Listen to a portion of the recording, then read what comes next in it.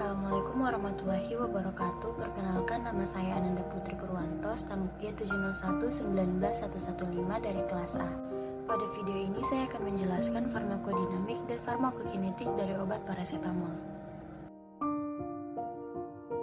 Parasetamol merupakan obat analgesik non-narkotik dengan cara kerja menghambat sintesis prostaglandin, terutama sistem saraf pusat. Parasetamol memiliki efek analgesik dan antipiretik yang setara dengan OAINS. Sebagai analgesik, parasetamol menghambat prostaglandin yang berperan sebagai substrat dalam siklus peroksidase enzim COX-1 atau siklooksigenase 1 dan COX-2 atau siklooksigenase 2 dan menghambat peroksinitrit yang merupakan aktivator dari enzim COX atau siklooksigenase.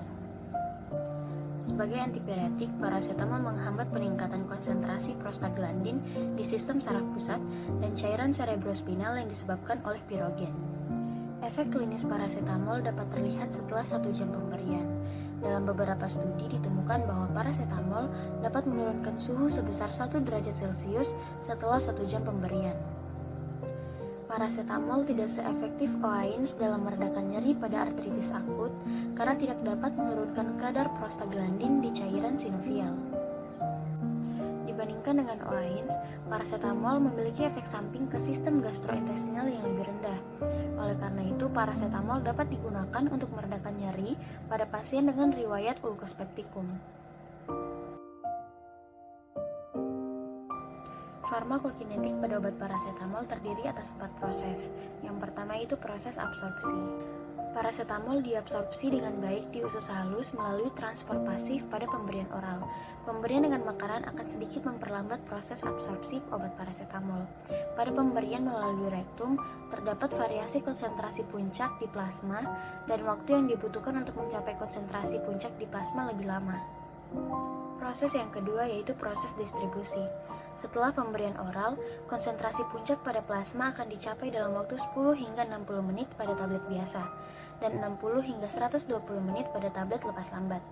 Konsentrasi rata-rata di plasma 2,1 mikrogram per mililiter dalam 6 jam dan kadarnya hanya dideteksi dalam jumlah kecil setelah 8 jam. Parasetamol memiliki waktu paruh 1 hingga 3 jam. Parasetamol memiliki bioavailabilitas yang tinggi. Sekitar 25% parasetamol dalam darah diikat oleh protein. Proses yang ketiga yaitu metabolisme. Metabolisme parasetamol terutama berada di hati melalui proses glukuronidasi dan sulfasi menjadi konjugat non-toksik. Sebagian kecil parasetamol juga dioksidasi melalui enzim sitokrom P450 menjadi metabolit toksik berupa N-asetil P-benzokuinon imin atau NAPKI. Pada kondisi normal, NAPKI akan dikonjugasi oleh glutathione menjadi sistein dan konjugat asam merkapturat. Ketika diberikan dosis dalam jumlah yang besar atau terdapat defisiensi glutathione, maka NAPKI tidak dapat terdetoksifikasi dan menyebabkan nekrosis heparakut. Proses yang keempat yaitu eliminasi. Sekitar 85% parasetamol diekskresi dalam bentuk terkonjugasi dan bebas melalui urin dalam waktu 24 jam. Pada parasetamol oral, ekskresi melalui renal berlangsung dalam laju 0,16 hingga 0,2 ml per menit per kilogram. Eliminasi ini akan berkurang pada individu berusia lebih dari 65 tahun atau dengan gangguan ginjal. Selain ginjal, sekitar 2,6% akan diekskresikan melalui biliar. Parasetamol juga dapat diekskresikan dengan hemodialisa. Sekian penjelasan saya terkait farmakodinamik dan farmakokinetik parasetamol. Lebih dan kurangnya saya ucapkan mohon maaf. Assalamualaikum warahmatullahi wabarakatuh.